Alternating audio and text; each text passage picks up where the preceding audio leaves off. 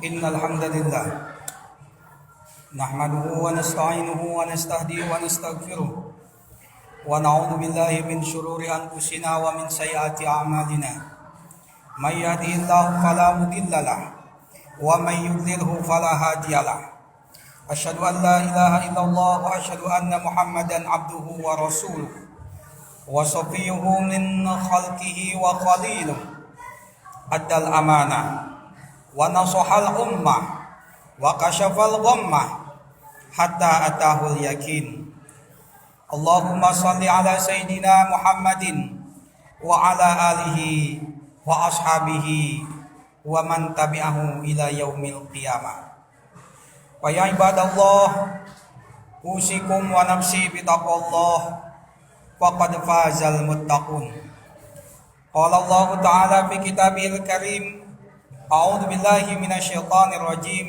بسم الله الرحمن الرحيم يا أيها الذين آمنوا اتقوا الله حق تقاته ولا تموتن إلا وأنتم مسلمون وفي آية أخرى قد قال الله تعالى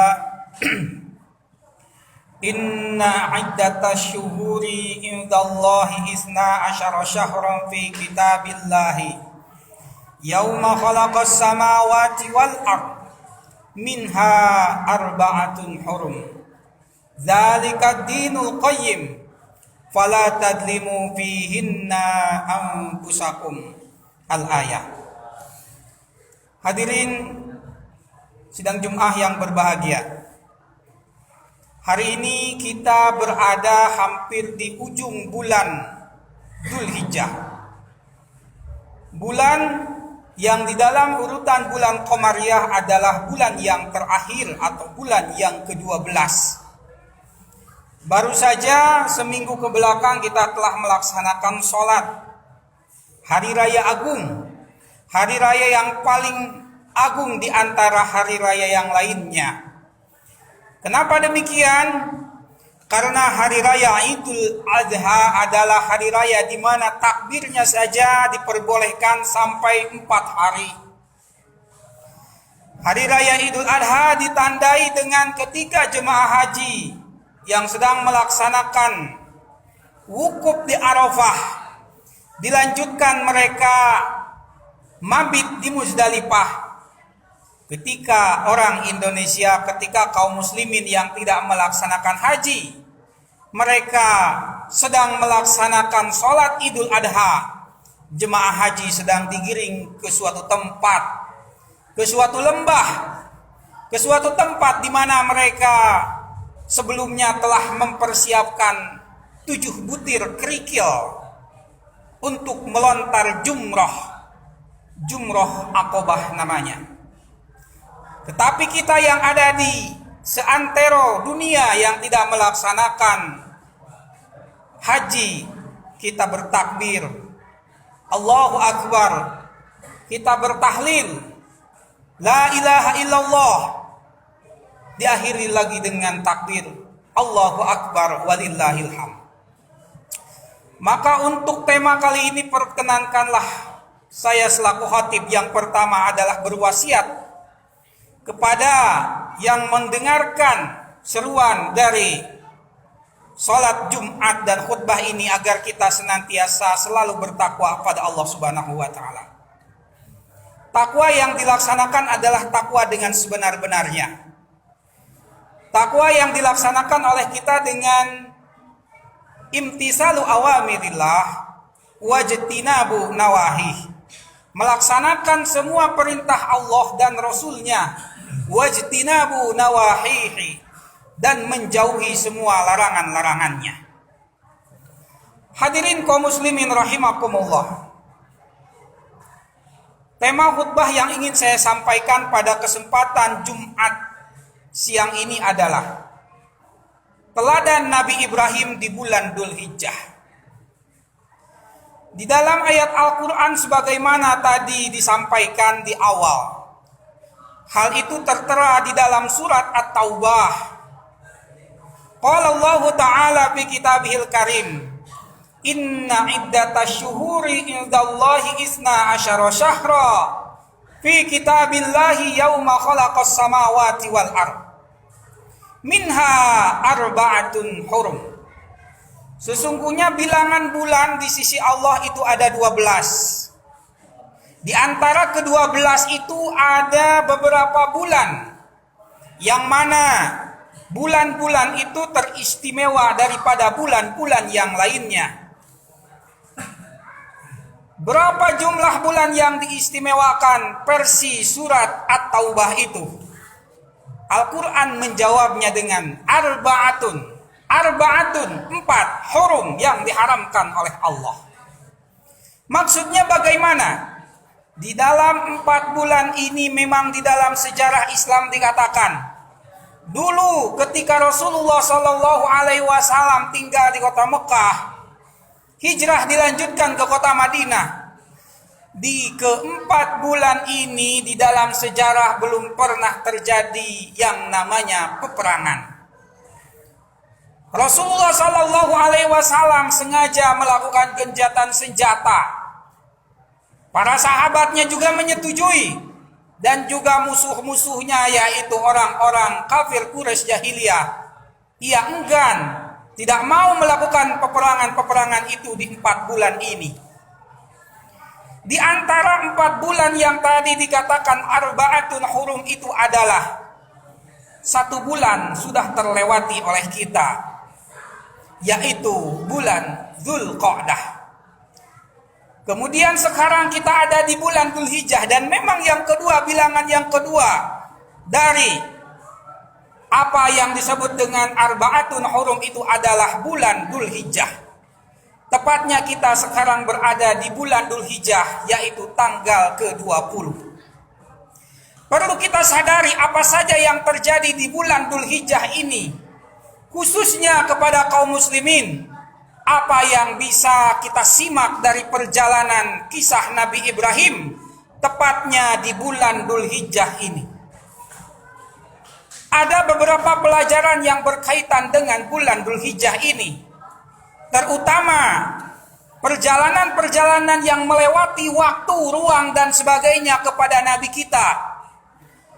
Ia disematkan sebagai Abul Anbiya, Abu, Bapak Anbiya, para nabi, karena memang dari keturunannya lah para nabi-nabi di dalam Islam keluar dari keturunannya. Siapakah nabi itu? Ibrahim alaihi salatu wassalam. Ibra di dalam bahasa Ibrani berarti dia yang selalu melakukan perjalanan pada tengah malam, dan jauh sekali perjalanan itu. Namanya disematkan menjadi Ibra, berubah ke dalam bahasa Arab, diganti dari ain menjadi alif. Ibrahim menjadi Ibrahim. Apa yang bisa kita petik dari perjalanan Nabi Ibrahim, terutama yang berkenaan dengan keistimewaan dan fadilah bulan Dzulhijjah ini?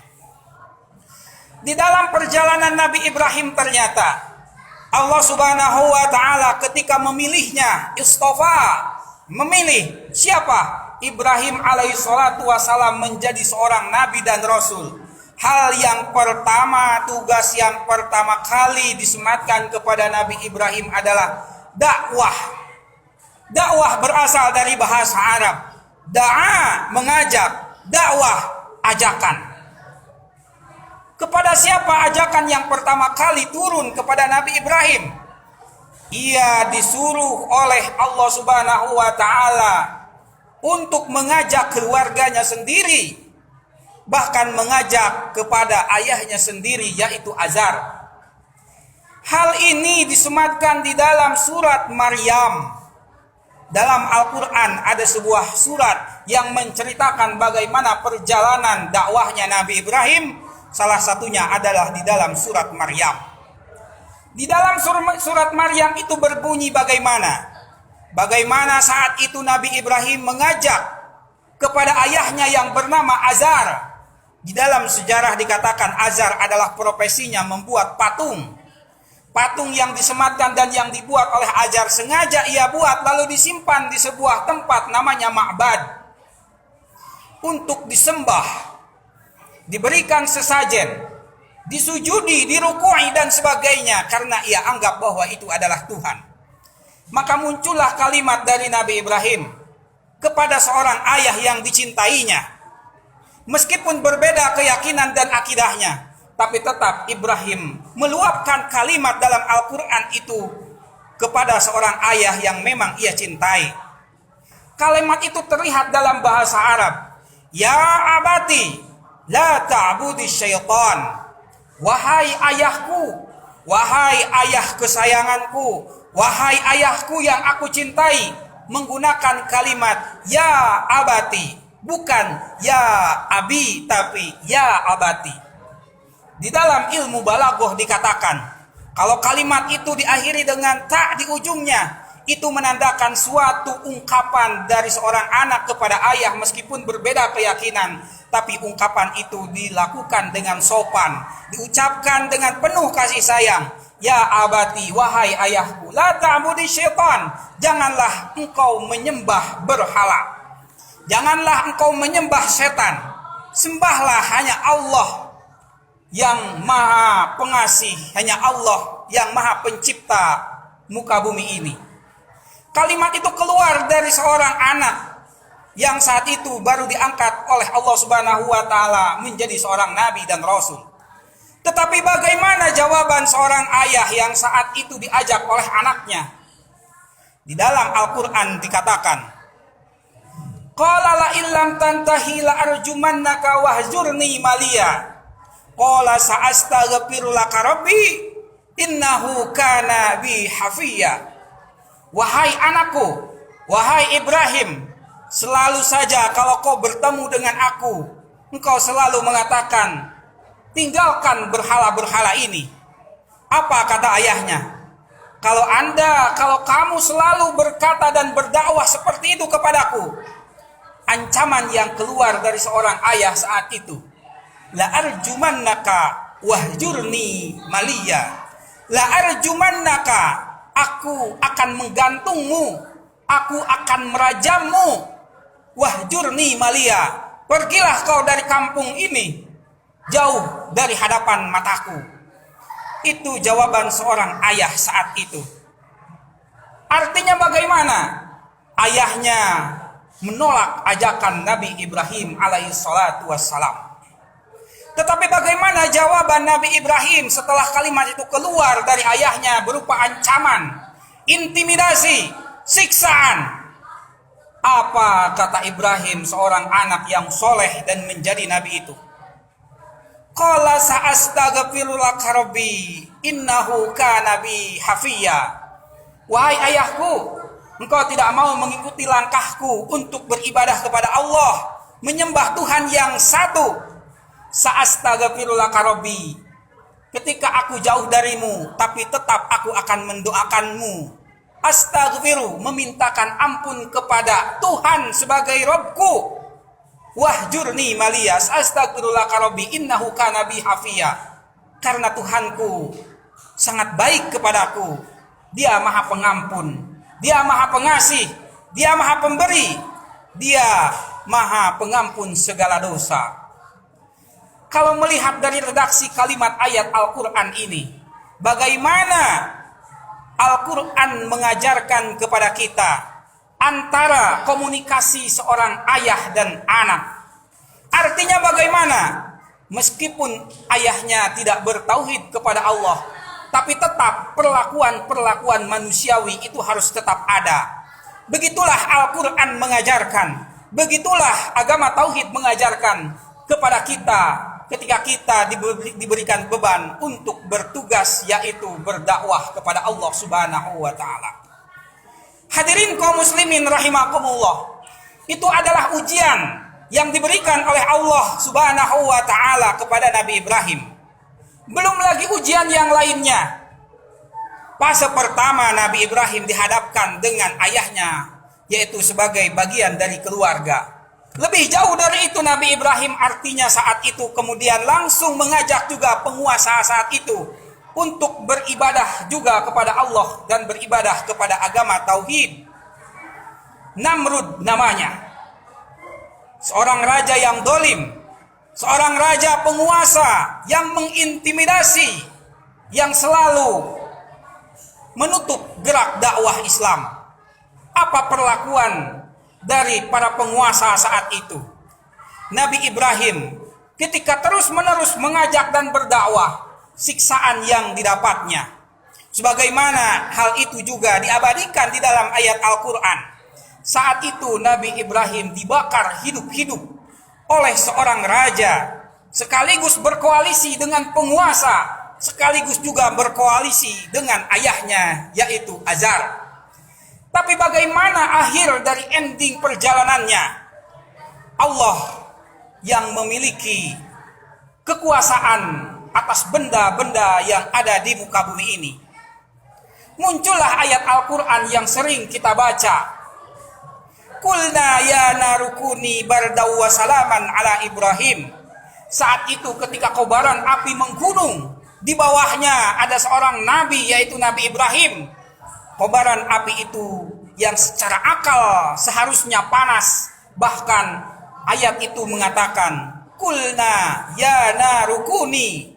Allah berkata, ya naru, wahai api, kuni jadilah engkau bardan, dingin. Api yang semestinya mengeluarkan panas saat itu ternyata menjadi dingin, karena Allah yang mempunyai api itu. Berbenturan dengan akal. Secara akal api harus panas, tapi karena Allah yang menginginkan keselamatan kepada Nabi yang dicintainya adalah Khalilullah, maka saat itu api menjadi dingin. Bahkan bukan itu saja, kalau kalimat dalam Al-Quran itu hanya terputus sampai bardan, artinya dingin, pasti Nabi Ibrahim kedinginan. Tetapi kalimat Al-Quran itu ditambahkan, bardan wa salaman ala Ibrahim. Dingin wa salaman, dan selamatkanlah Ibrahim alaihissalatu wassalam. Itu adalah fase yang kedua yang dialami oleh Nabi Ibrahim ketika selamat dari kobaran api yang sengaja dibuat oleh penguasa yang dolim. Juga ia berkoalisi dengan seorang ayahnya. Kemudian yang ketiga pelajaran yang dapat diambil dari Nabi Ibrahim. Nabi Ibrahim adalah nabi yang dicintai oleh Allah Subhanahu wa taala.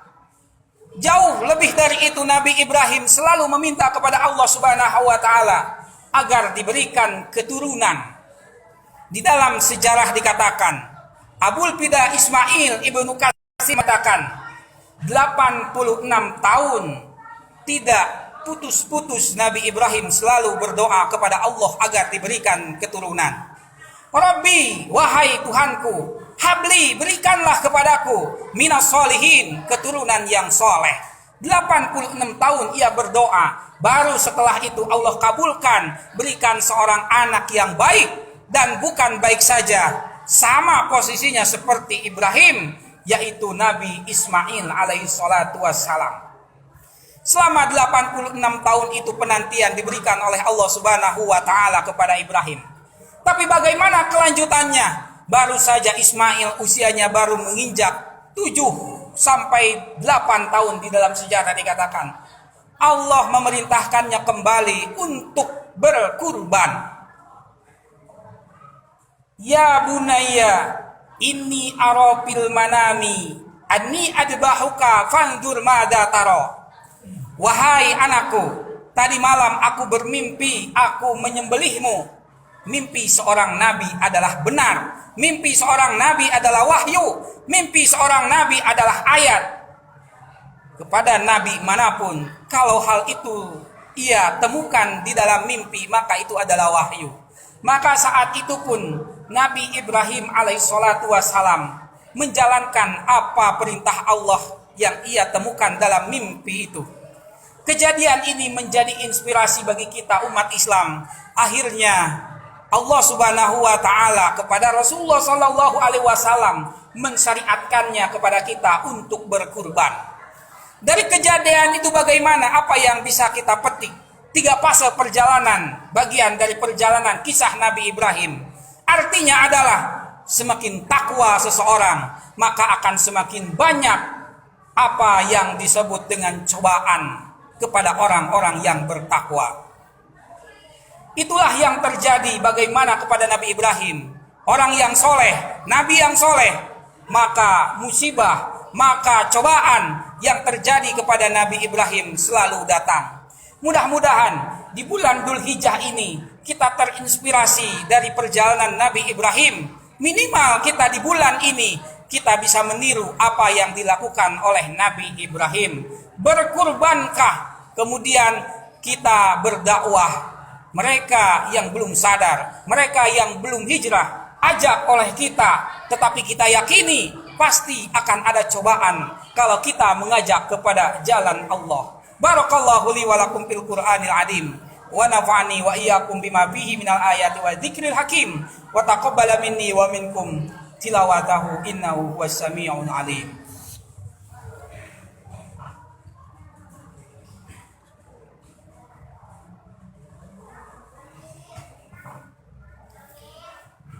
Alhamdulillah. Alhamdulillahi wa kafa wa salatu wassalamu ala nabiyil mustafa wa ala alihi wa ashabihi ahli sidqi wal wafa. Allahumma salli ala sayyidina Muhammadin wa ala alihi wa ashabihi ajmain. Allahumma ighfir lil mu'minina wal muslimat wal mu'minina wal mu'minat al ahya'i minhum wal amwat innaka sami'un qaribun mujibud da'wat wa ya qadiyal hajat. Allahumma ftah lana futuhal arifin wahfid lana hibdal mursalin wa alhimna ilhamal malaikatal muqarrabin. Allahumma arinal haqqa haqqan warzuqna ittiba'ah wa arinal batila batilan warzuqna istinabah. Allahumma taqabbal minna siyamana wa qiyamana wa ruku'ana wa sujudana wa tilawatana wa udhiyatuna ya rabbal alamin. Allahumma inna hada du'a fa ilaikal ijabah. Istajib du'ana ya Allah. Istajib du'ana ya Allah. Rabbana atina fid dunya hasanah wa fil akhirati hasanah wa qina adzabannar wa adkhilnal jannata ma'al abrar ya aziz ya ghafar ya rabbal alamin. Aqimus shalah, aqimus shalah, aqimus shalah.